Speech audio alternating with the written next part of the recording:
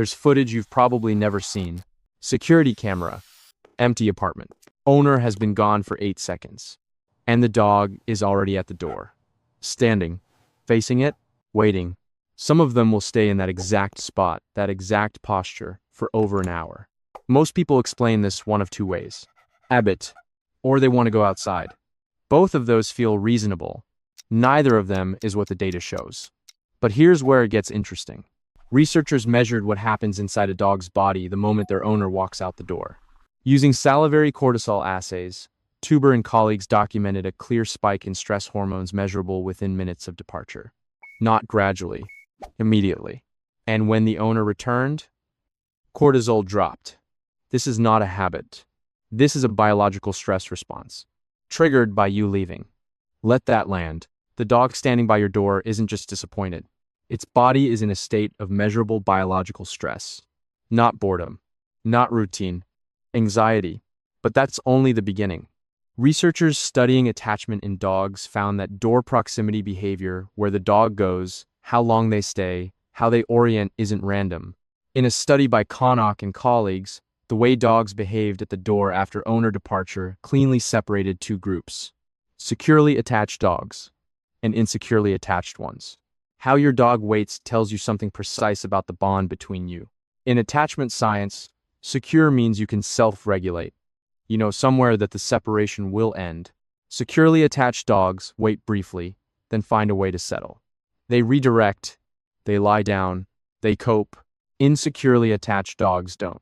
They maintain proximity to the door. They can't pull themselves away from the last place they had you. And here's where it gets even deeper. A large-scale study in Finland by Tira and Lohi screened thousands of dogs for separation-related behavior. 14% met clinical diagnostic criteria for separation anxiety, not mild stress, clinical. And among the strongest predictors of that diagnosis, how long the dog waited at the door after departure. Palestrini and colleagues documented what those early minutes look like from the outside. Barking, whining, pacing in tight loops, returning to the door repeatedly. These aren't simply missing you. Behaviorally, these are distress markers, early indicators of a nervous system that is not coping. Not every dog that waits by the door is fine. Here's what's happening in the brain. When an attachment figure disappears, parent, caregiver, owner, the amygdala activates. This is the brain's threat detection center. In infants, this response is called protest behavior: crying, reaching, searching. In dogs, it looks like pacing, vocalizing, door orientation. The mechanism is behaviorally consistent with the same neural circuitry. Dogs have no language to process this experience. No concept of "they'll be back." Only a body responding to the absence of the one thing that made the world feel safe. We tend to assume dogs know we're coming back. But the prefrontal cortex, the region responsible for abstract future projection, is not developed in dogs the way it is in humans. Each time you leave, that departure is complete. There is no later. There's only now. And now you are gone. But that's not even the most surprising part. Rain, McGowan, and Keeling measured greeting behavior at reunion across varying absence durations. The intensity of the dog's greetings scaled linearly with how long the owner had been gone. They are tracking time, not with a clock, but through cortisol accumulation and the slow decay of your pheromone signature in the space. The longer you're gone, the more of you has faded from the room. That explosion of joy when you walk in the door, the spinning, the yipping, we call it happiness. And it is. But it is also something else. A sudden drop in cortisol. A body releasing the tension it has been holding since you left. The waiting was not neutral. The reunion is not only love, it is also relief. Now, one thing worth knowing.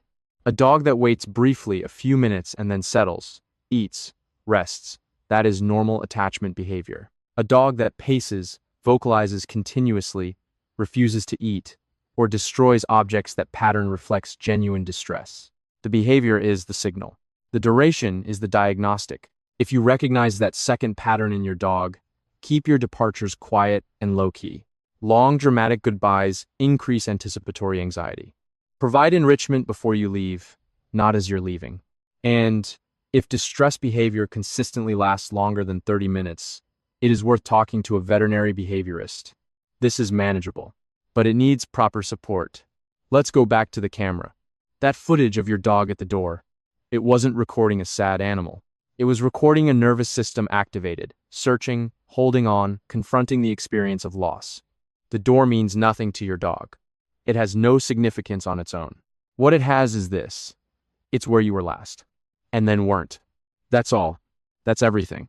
Next time you come home and find them there, beside the door, or just a few steps from it, you already know what those hours looked like. Not waiting, enduring, and choosing every time to be there when you return.